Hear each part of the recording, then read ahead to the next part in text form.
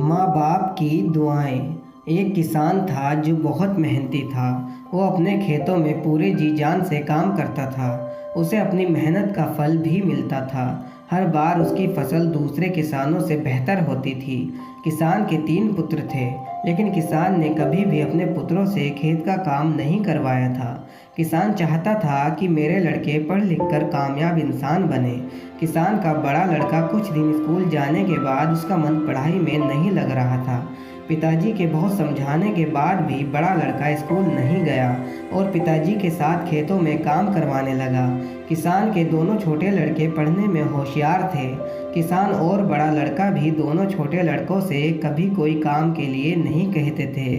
दोनों लड़के अच्छे स्कूल में पढ़ते थे, लेकिन वे दोनों सामाजिक गतिविधियों से काफ़ी दूर रहते थे।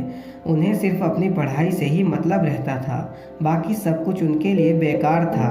समय बीतता गया, दोनों छोटे लड़के पढ़ लिख कर अच्छी नौकरी करने लगे। दोनों ही अलग अलग शहर में नौकरी करते थे। वे दोनों अपने पिताजी के पास कई महीने में आते थे।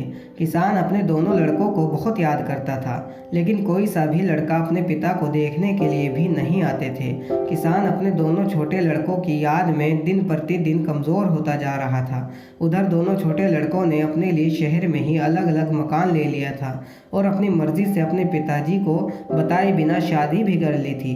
अब वे अपने पिताजी के पास जाते ही नहीं थे। उन्हें गांव में जाना पसंद नहीं था। वे दोनों भूल चुके थे कि वे गांव में ही खेल कूद कर बड़े हुए थे। किसान का बड़ा लड़का अपने पिताजी की बहुत सेवा करता था। वह पढ़ा लिखा नहीं था, लेकिन अपने कर्तव्यों को बखूब जानता था। उसने अपने भाई के लिए कभी कुछ गलत नहीं कहा। कुछ दिनों के बाद किसान की मृत्यु हो जाती है, लेकिन मृत्यु से पहले वह अपने पुत्रों के लिए एक वसीयत के नाम पर 3 पत्र छोड़ जाता है। कहता था कि ये पत्र तीनों लड़कों के एक साथ दिए जाएं। यह खबर किसान के दोनों छोटे लड़कों तक भी पहुंच गई। अब दोनों लड़के अपने पिता की संपत्ति के लिए गांव में आ जाते हैं और अपने पत्र लेने की मांग करते हैं। उनके पत्र भी उनके बड़े भाई के पास सुरक्षित रखे थे। वे दोनों अपने बड़े भाई के पास अपने पत्र लेने जाते हैं, जिन्हें वह पत्र दे देता है।